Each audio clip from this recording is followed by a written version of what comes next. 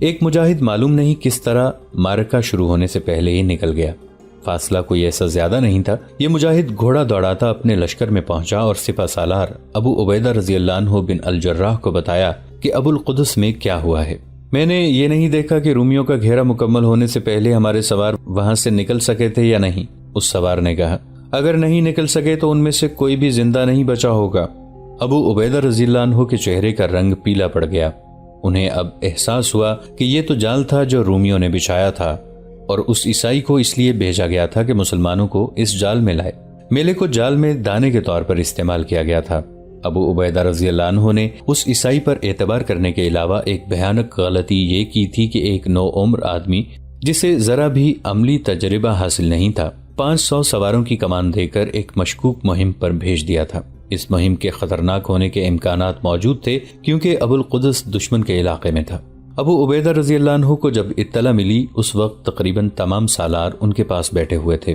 سب پر سناٹا طاری ہو گیا۔ سب کی نظریں ابو عبیدہ رضی اللہ عنہ کے چہرے پر جم گئیں، اور ابو عبیدہ رضی اللہ عنہ کی نگاہیں خالد رضی اللہ عنہ بن ولید کے چہرے پر لگی ہوئی تھیں۔ انہیں معلوم تھا کہ ان 500 فریب خوردہ سواروں کو خالد رضی اللہ عنہ ہی بچا سکتے ہیں، لیکن خالد رضی اللہ عنہ خاموش بیٹھے ہوئے تھے۔ البتہ ان کے چہرے پر پریشانی کا تاثر نمایاں تھا۔ ابو عبیدہ رضی اللہ عنہ اور دیگر سالاروں کا خیال تھا کہ خالد رضی اللہ عنہ بن ولید معزولی کے رد عمل کے تحت اس کام میں دلچسپی نہیں لیں گے۔ ابو سلیمان ابو عبیدہ رضی اللہ عنہ نے خالد بن ولید رضی اللہ عنہ کو دوسرے نام سے مخاطب ہو کر التجا کے لہجے میں کہا، اللہ کے نام پر ابو سلیمان، تو ہی ان کی مدد کو پہنچ سکتا ہے، تو ہی ان کو گھیرے سے نکال سکتا ہے، ایک لمحہ ضائع نہ کر، اللہ کی مدد سے میں ہی انہیں گھیرے سے نکالوں گا۔ خالد رضی اللہ عنہ نے اٹھتے ہوئے کہا، میں تیرے حکم کا منتظر تھا امین الامت، معلوم نہیں کیا سوچ کر میں نے تجھے حکم نہ دیا۔ خدا کی قسم امین الامت، خالد رضی اللہ عنہ نے کہا، مجھ پر کسی بچے کو بھی سپہ سالار مقرر کر دیا جائے تو میں اس کا بھی حکم مانوں گا۔ کیا میں ایسی جرت کر سکتا ہوں کہ جسے رسول اکرم صلی اللہ علیہ وآلہ وسلم نے امین الامت کہا ہے اس کا حکم نہ مانوں؟ اور بتا دے سب کو کہ ابو سلمان ابن الولید نے اپنی زندگی اسلام کے لیے وقف کر دی ہے۔ مورخ واقدی اور طبری نے لکھا ہے کہ ابو عبیدہ رضی اللہ عنہ کی آنکھوں میں آنسو آ گئے۔ اللہ کی رحمت ہو تجھ پر، ابو عبیدہ رضی اللہ عنہ نے جذبات سے بوجھل آواز میں کہا، جا اپنے گھرے ہوئے بھائیوں کی مدد کو پہنچ۔ کسی بھی مورخ نے یہ نہیں لکھا کہ خالد رضی اللہ عنہ بن ولید اپنے ساتھ سواروں کی کتنی تعداد لے کر گئے تھے۔ یہ تو ظاہر ہے کہ ان کے ساتھ سوار ہی گئے ہوں گے، پیادے ابو القدس تک بر وقت نہیں پہنچ سکتے تھے۔ البتہ تاریخ میں یہ بالکل واضح ہے کہ خالد رضی اللہ عنہ کے ساتھ زرار رضی اللہ عنہ بن الازور بھی تھے، جو برہنہ مجاہد کے خطاب سے مشہور تھے۔ اس خطاب کی وجہ یہ تھی کہ زرار قمیض اتار کر اور سر ننگا کر کے لڑا کرتے تھے۔ یہ مجاہدین بڑی تیز رفتار سے گھوڑے دوڑاتے جا رہے تھے۔ وہ تو چلے گئے، پیچھے ابو عبیدہ رضی اللہ عنہ کی جذباتی حالت بگڑنے لگی۔ وہ اللہ کے حضور آہوزاری کرنے لگے کہ خلیفہ عمر رضی اللہ عنہ نے انہیں پیغام بھیجا تھا کہ مال غنیمت کی خاطر مجاہدین کی جانوں کو خطرے میں نہ ڈالنا، اور ہر فیصلہ سوچ بچار کر کے اور اپنے رفیقوں سے مشورہ کر کے کرنا، نئی زمین پر جا کر دیکھ بھال ضرور کرنا۔ ابو عبیدہ رضی اللہ عنہ رو رو کر اللہ سے اپنی لغزش کی بخشش مانگ رہے تھے کہ انہوں نے اپنے خلیفہ کی ہدایات کو نظر انداز کر کے ایک عیسائی کی بات کو صحیح مان لیا اور پھر ایک ناتجربہ کار نوجوان کو 500 سواروں کی قیادت دے دی۔ خالد رضی اللہ عنہ بن ولید اور برہنہ مجاہد زرار رضی اللہ عنہ بن الازور سوار دستے کے ساتھ سرپٹ گھوڑے دوڑاتے ابو القدس پہنچ گئے۔ رومیوں کے گھیرے میں آئے ہوئے مجاہدین لڑ تو رہے تھے لیکن کٹ کٹ کر گر رہے تھے۔ تکبیر کے نعرے لگاؤ، خالد رضی اللہ عنہ نے اپنے سواروں کو حکم دیا۔ ابو القدس اور اس کے میدان جنگ کی فضا اللہ اکبر کے گرجدار نعروں سے گونجنے اور گرجنے لگی۔ نعرے لگوانے سے خالد رضی اللہ عنہ کا مقصد یہ تھا کہ گھیرے میں آئے ہوئے مجاہدین کو پتہ چل جائے کہ مدد آ گئی ہے۔ اس کے علاوہ رومیوں کو دہشت زدہ کرنا بھی مقصود تھا۔ ان نعروں کی گھن گرج میں خالد رضی اللہ عنہ بن ولید نے اپنا مخصوص نعرہ لگایا، انا فارس الضدید انا خالد ابن الولید۔ رومیوں نے یہ نعرہ پہلے بھی سنا تھا۔ خالد رضی اللہ عنہ حملہ کرتے تو یہ نعرہ لگایا کرتے تھے۔ رومیوں نے مسلمانوں سے مختلف میدانوں میں لڑ کر دیکھا۔ خالد رضی اللہ عنہ کے اس نعرے کے ساتھ ہی رومیوں پر قیامت ٹوٹ پڑتی تھی۔ خالد رضی اللہ عنہ کا یہ نعرہ مجاہدین میں نئی روح پھونک دیا کرتا تھا۔ ابو القدس کے کارزار میں تکبیر کے نعروں کے ساتھ رومیوں نے انا خالد بن ولید کی للکار سنی تو ان کی توجہ گھیرے میں لیے ہوئے مجاہدین کی طرف سے ہٹ گئی۔ خالد رضی اللہ عنہ نے اپنے سواروں کو میدان کارزار کے ارد گرد پھیلا دیا اور اتنا تیز حملہ کروایا کہ رومیوں کو سنبھل کر اپنی ترتیب بدلنے کی مہلت ہی نہ ملی۔ وہ اب خود گھیرے میں آ گئے تھے۔ اس وقت تک وہ بہت سے مجاہدین کو شہید اور بے شمار کو زخمی کر چکے تھے۔ بچے کچھ مجاہدین کو خالد رضی اللہ عنہ بن ولید کی مدد ملی تو ان کے حوصلوں میں نئی جان آ گئی۔ رومی سوار مارکے سے نکل کر بھاگنے لگے اور وہ بھاگ بھی گئے، لیکن اپنے مرے ہوئے اور شدید زخمی ساتھی جو چھوڑ گئے ان کی تعداد خاصی زیادہ تھی۔ مسلمان سواروں کا جانی نقصان بھی معمولی نہ تھا۔ یہ معرکہ اتنا خونریز تھا کہ خالد رضی اللہ عنہ بن ولید بھی بری طرح زخمی ہوئے تھے۔ انہوں نے شہیدوں کی لاشیں اکٹھی کرنے اور شدید زخمیوں کو اٹھانے کا حکم دیا، اور دوسرا حکم یہ دیا کہ میلے کی تمام دکانوں کا سامان مال غنیمت کے طور پر اٹھا لیا جائے۔ خالد رضی اللہ عنہ واپس دمشق پہنچے تو ان کے ساتھ بہت زیادہ اور بہت ہی قیمتی مال غنیمت تھا۔ رومیوں کے سینکڑوں گھوڑے اور ہتھیار بھی مال غنیمت میں شامل تھے۔ خالد رضی اللہ عنہ نے اپنے جسم پر کئی زخم کھا کر ثابت کر دیا کہ سپہ سالاری سے معزولی انہیں ان کے فرائض سے ہٹا نہیں سکتی۔ سپہ سالار ابو عبیدہ رضی اللہ عنہ نے مال غنیمت کا 5واں حصہ خلافت یعنی بیت المال کے لیے مدینہ بھیجا اور ساتھ حضرت عمر رضی اللہ عنہ کے نام پیغام میں تفصیل سے لکھوایا کہ ان کی غلطی سے کیا صورتحال پیدا ہو گئی تھی اور کس طرح خالد رضی اللہ عنہ بن ولید نے اس صورتحال کو یکسر بدل کر رکھ دیا۔ ابو عبیدہ رضی اللہ عنہ نے اپنے اس پیغام میں خالد رضی اللہ عنہ کی شجاعت اور فرض شناسی کو دل کھول کر خراج تحسین پیش کیا تھا۔ ابو عبیدہ رضی اللہ عنہ نے خالد رضی اللہ عنہ بن ولید کے ابو القدس کے کارنامے پر بے تحاشا خراج تحسین ہی پیش نہیں کیا بلکہ اپنی اس بھیانک لغزش کا بھی اعتراف کیا۔ مبصر لکھتے ہیں کہ ابو عبیدہ رضی اللہ عنہ کا مقصد یہ تھا کہ خلیفہ عمر رضی اللہ عنہ خالد رضی اللہ عنہ کو سپہ سالاری پر بحال کر دیں، لیکن عمر رضی اللہ عنہ کے فیصلے اٹل ہوا کرتے تھے۔ ان کے فیصلے جذبات کے زیر اثر نہیں بلکہ عقل و دانش اور گہری سوچ بچار کا نتیجہ ہوتے تھے۔ انہوں نے تسلیم کیا کہ خالد بن ولید عظیم سالار اور مرد مومن ہیں، لیکن انہیں بحال نہ کیا۔ حضرت عمر رضی اللہ عنہ بڑے سخت مزاج باپ کے فرزند تھے۔ طبقات ابن سعد میں لکھا ہے کہ عمر رضی اللہ عنہ لڑکپن کی عمر کو پہنچے تو ان کے والد خطاب نے انہیں اونٹوں کو باہر لے جا کر چرانے اور پانی پلانے کی ذمہ داری سونپ دی۔ اس زمانے میں اس کام کو گھٹیا نہیں سمجھا جاتا تھا، لیکن والد عمر رضی اللہ عنہ کے ساتھ بہت سختی سے پیش آتے تھے۔ عمر رضی اللہ عنہ تھک کر باہر ہی کہیں لیٹ جاتے اور والد دیکھ لیتے تو عمر رضی اللہ عنہ کی پٹائی کر دیتے۔ اس مقام کا نام سجنان تھا جہاں عمر رضی اللہ عنہ اپنے اونٹ لے جایا کرتے تھے۔ یہ مقام مکہ مکرمہ کے قریب ہی ہے۔ عمر رضی اللہ عنہ بن الخطاب کو اللہ نے خلافت عطا کی تو ایک روز اس مقام کے قریب سے گزرے تو رک گئے۔ چند لمحے اس جگہ کو دیکھتے رہے، پھر ان کی آنکھوں میں آنسو آ گئے۔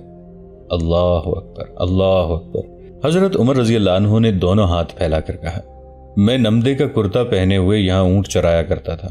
میں تھک کر بیٹھ یا لیٹ جاتا تو باپ مجھے مارا پیٹا کرتا تھا، اور آج اللہ کے سوا میرے اوپر کوئی حاکم نہیں۔ حضرت عمر رضی اللہ عنہ کے ان الفاظ میں تکبر اور غرور نہیں بلکہ اللہ کا خوف تھا کہ خلافت جیسی عظیم اور نازک ذمہ داری میں کوئی کوتاہی یا لغزش ہو گئی تو اللہ کو کیا جواب دیں گے۔ ان کے قول اور فعل میں بال برابر تضاد نہیں تھا۔ خلافت کے ابتدائی دنوں میں انہوں نے جو خطبے دیے ان سے ان کی فطرت اور عظمت کا پتہ چلتا ہے۔ ایک خطبے میں عمر رضی اللہ عنہ نے کہا، میں مسلمان ہوں اور ایک کمزور بندہ ہوں، اللہ کی مدد اور رہنمائی کا طلبگار ہوں۔ خلافت میری فطرت میں کوئی تبدیلی نہیں لائے گی۔ عظمت صرف اللہ تبارک و تعالیٰ کے لیے ہے، کسی بندے کا اس عظمت میں کوئی حصہ نہیں۔ تم میں سے کوئی نہیں کہہ سکے گا کہ عمر خلیفہ بن کر بدل گیا ہے۔ اپنے دل کی ہر بات کھول کر تمہارے سامنے رکھتا ہوں۔ اگر کسی کی کوئی ضرورت پوری نہ ہوتی ہو یا کسی پر ظلم و ستم ہوا ہو یا کسی کو میرے مزاج سے دکھ پہنچا ہو تو وہ مجھے پکڑے، میں بھی تم جیسا ایک انسان ہوں۔ ایک اور خطبے میں عمر رضی اللہ عنہ نے کہا، مجھے اپنی امانت اور اپنی ذمہ داریوں کا پورا احساس ہے۔ میرے سامنے جو بھی مسئلہ آئے گا اسے انشاءاللہ خود ہی حل کروں گا، کسی دوسرے کے سپرد نہیں کروں گا۔ مجھے دیانتدار اور مخلص رفقائے کار کی ضرورت ہے۔ حضرت عمر رضی اللہ عنہ کا یہ فیصلہ تو خاص طور پر جرأت مندانہ تھا کہ جن مرتدین کو غلام اور ان کی جن عورتوں کو لونڈیاں بنا کر رکھا گیا تھا انہیں آزاد کر دیا جائے۔ ان دنوں خلافت کے کسی بھی حکم پر اعتراض کیا جا سکتا تھا اور اعتراض کرنے والا آدمی بھری محفل میں خلیفہ کے روبرو اعتراض پیش کرتا تھا اور خلیفہ اس حکم کی وضاحت کرتا تھا، لیکن حکم عدولی کی جرأت کسی میں نہیں تھی۔ جرأت نہ کرنے کی وجہ یہ نہیں تھی کہ لوگ سزا سے ڈرتے تھے، بلکہ یہ تھی کہ لوگوں کا ایمان اور کردار مضبوط تھا، ان میں ڈسپلن تھا، امیر کی اطاعت کو وہ فرض سمجھتے تھے۔ مرتدین کے غلاموں اور لونڈیوں کو آزاد کرنے کے حکم پر بہت لے دے ہوئی۔ غلام اور لونڈیاں ہر کوئی تو نہیں رکھ سکتا تھا۔ ان کے آقا متمول خاندان کے لوگ تھے، جن میں زیادہ تر قبیلوں کے سردار تھے، باقی تاجر تھے۔ ان افراد کے پاس بھی غلام یا لونڈیاں تھیں جو مرتدین کے خلاف لڑے تھے۔ ان کا سب سے بڑا اعتراض تو یہ تھا کہ انہوں نے خلیفۃ الرسول حضرت ابو بکر رضی اللہ عنہ کے حکم سے ان مرتدین کو غلام اور لونڈیاں بنایا تھا۔ دوسرا اعتراض یہ تھا کہ بعض نے غلاموں اور لونڈیوں کو خریدا تھا۔ اللہ نے ہر انسان کو آزاد پیدا کیا ہے۔ حضرت عمر رضی اللہ عنہ کا جواب تھا، اللہ کا کوئی بندہ اللہ کے کسی بندے کا غلام نہیں ہو سکتا۔ یہ تو وہ استدلال تھا جو عمر رضی اللہ عنہ لوگوں کو دیتے تھے، لیکن انہوں نے اور سالار مسنہ بن حارثہ نے کچھ اور بھی سوچا تھا۔ ان کی اس سوچ کے نتائج بھی جلدی سامنے آ گئے۔ ناصرہ بنت جبار کوئی ایسی بوڑھی عورت نہیں تھی کہ اس کی کمر دوہری اور سر کے اتنے زیادہ بال سفید ہو جاتے۔ اس کی یہ حالت صرف 1 سال میں ہو گئی تھی کہ 45 سال کی عمر میں وہ 70-72 سال کی بڑھیا لگتی تھی۔ یہ 2 جوان بیٹوں کی جدائی کے غم کے اثرات تھے۔ اس کے دونوں بیٹے مسلمانوں کے خلاف ارتداد کی جنگ لڑے اور دونوں زخمی ہو کر پکڑے گئے تھے۔ ان کا باپ مارا گیا تھا۔ مسلمان خلیفۃ الرسول ابو بکر رضی اللہ عنہ کے حکم کے مطابق دونوں بھائیوں کو اٹھا کر اپنے ساتھ مدینے لے گئے تھے۔ پھر ان کی بستی کو آگ لگا دی گئی تھی۔ یہ بنو فرازہ کا ایک خاندان تھا جو بنی بطاخ میں رہتا تھا۔ اس قبیلے نے اسلام قبول کیا تھا۔ رسول اللہ صلی اللہ علیہ وآلہ وسلم رحلت فرما گئے تو ایک شخص طلیحہ نے نبوت کا دعویٰ کر دیا۔ اس قبیلے کے لوگوں نے اسے نبی تسلیم کر لیا۔ اسی قبیلے نے نہیں، 2-3 اور قبیلوں نے بھی اسے نبی مان لیا۔ مدینہ اطلاع پہنچی تو مجاہدین کے لشکر ارتداد کو ختم کرنے کے لیے چل پڑے۔ ایک لشکر کے سالار خالد رضی اللہ عنہ بن ولید تھے۔ مجاہدین کے سالار اس توقع کے ساتھ مرتدین کے علاقوں میں گئے تھے کہ ان قبیلوں کو چند دنوں میں مطیع کر لیں گے، لیکن وہاں پہنچے تو پتہ چلا کہ ان کا سامنا تو ایک منظم اور پرعزم لشکر سے ہے جو آسانی سے ہتھیار نہیں ڈالے گا۔ میں ان مرتدین کو صرف ختم ہی نہیں کروں گا، خالد رضی اللہ عنہ بن ولید نے کہا، میں انہیں اسلام کے دائرے میں ایک بار پھر لا کر انہیں ایسا پکا مسلمان بناؤں گا کہ پھر کبھی اسلام سے انحراف کا نام نہیں لیں گے۔ خالد رضی اللہ عنہ نے اپنا یہ عہد پورا کر کے بھی دکھایا، لیکن جانوں اور لہو کے بے دریغ نذرانے دے کر مرتدین کی عورتیں بھی لڑائیوں میں شامل تھیں اور بعض مرتد قبیلوں کی قیادت ہی عورتوں کے پاس تھی۔ یہاں ذکر بنو فرازہ کا ہو رہا ہے، اس لیے ہم اس قبیلے تک محدود رہیں گے۔ اس قبیلے کے ایک سردار طلیحہ نے نبوت کا دعویٰ کیا تھا۔ وہ پیش گوئیاں کیا کرتا تھا۔ مسلمانوں کا لشکر آیا تو لوگوں نے اس سے پوچھا کہ اب کیا ہوگا۔ اس نے کہا کہ وحی نازل ہونے والی ہے۔ خالد رضی اللہ عنہ نے ان قبیلوں کے لشکر پر تابڑ توڑ حملے کیے، بڑے ہی خونریز مار کے لڑ گئے۔ مرتدین کے قدم اکھڑ گئے، ان کا جانی نقصان اتنا زیادہ ہوا کہ وہ بوکھلا گئے۔ لوگ خوفزدگی کے عالم میں طلیحہ کے پاس جا کر پوچھتے کہ وحی کب نازل ہوگی اور خدا کی مدد کب آئے گی۔ اس وقت طلیحہ اپنے خیمے میں دبکا بیٹھا تھا۔ اس وقت تک اتنا زیادہ کچھ تو خون ہو چکا تھا کہ طلیحہ کو نبی ماننے والوں کی آنکھیں کھل چکی تھیں اور ان کے اپنے لوگوں کی آوازیں اٹھنے لگی تھیں۔ طلیحہ کذاب ہے، لوگوں مت جانے گواؤ اس جھوٹے آدمی پر، بھاگو اپنی جانیں بچاؤ، ہم دھوکے میں مارے جا رہے ہیں۔ فراز کے جو آدمی بچ گئے تھے وہ بھاگ اٹھے۔ ناصرہ بنت جبار لڑائی کے میدان میں اپنے خامند اور اپنے دونوں بیٹوں کو پکارتی اور پاگلوں کی طرح دوڑتی پھر رہی تھی۔ اسے اپنے خامند کی لاش نظر آ گئی جو خون میں نہائی ہوئی تھی۔ وہ خامند کی لاش کے قریب بیٹھ کر سینہ کوبی کرنے لگی۔ تو حق پر اپنی جان دیتا تو میں آج اپنا سر نہ پیٹ رہی ہوتی، ناصرہ کہہ رہی تھی۔ تو ایک جھوٹے آدمی کے فریب میں آ کر اپنی جان اور میرا سہاگ گنوا بیٹھا ہے۔ اپنے دونوں بیٹوں کو بھی تو اپنے ساتھ لے جا رہا ہے۔ میں رونے اور چلانے کے لیے اکیلی رہ گئی ہوں۔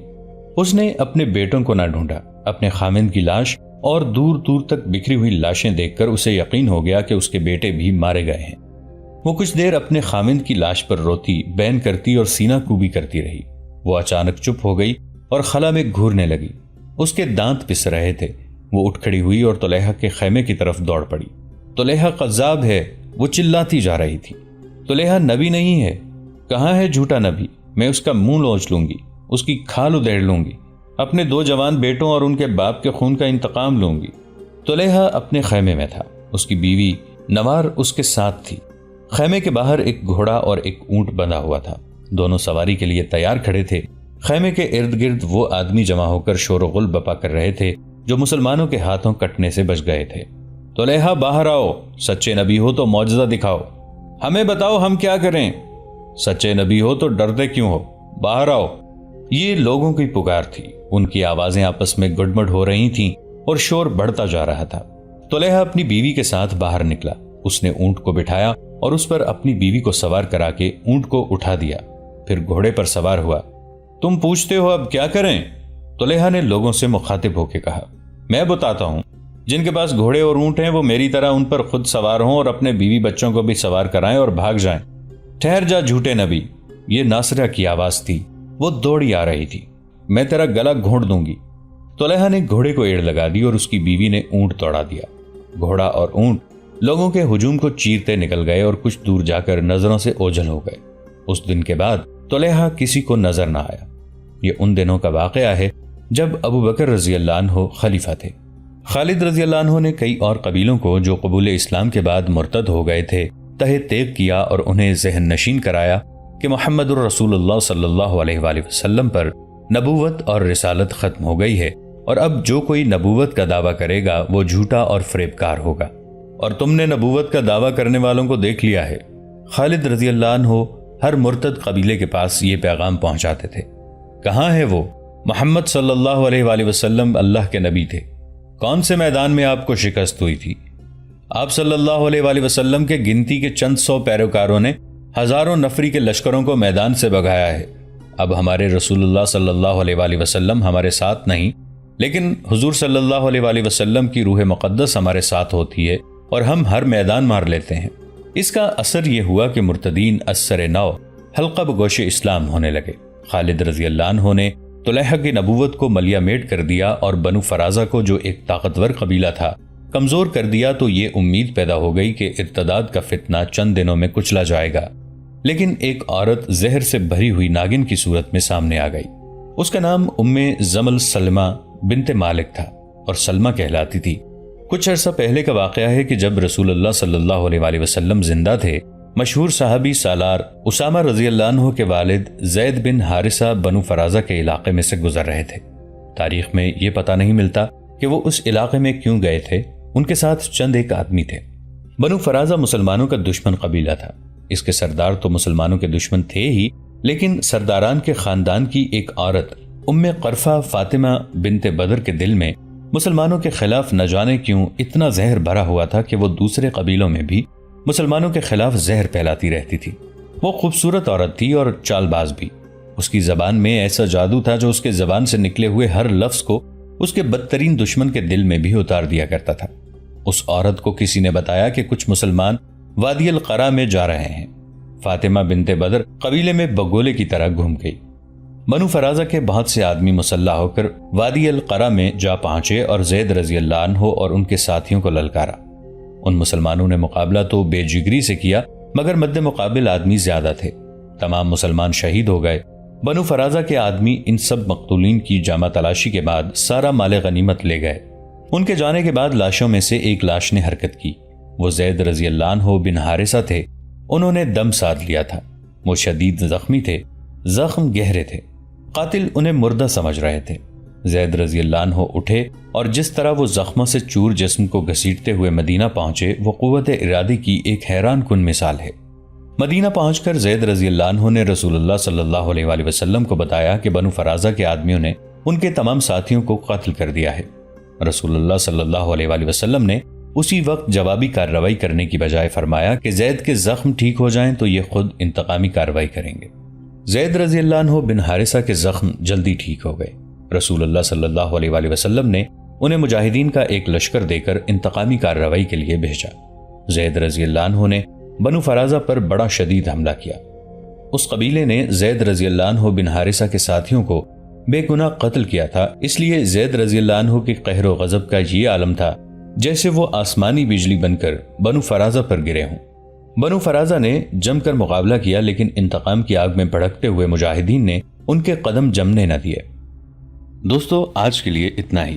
اسی کہانی کی اگلی قسط کے ساتھ بہت جلد حاضر ہوں گے۔ نیچے کامنٹ سیکشن میں اپنی رائے کا اظہار ضرور کیجیے گا۔ ہمارے اس چینل کو سبسکرائب کر کے نیچے موجود بیل آئیکن کو بھی ضرور کلک کیجیے گا۔ اگلی ملاقات تک کے لیے ہمارا اور آپ کا اللہ نگہبان۔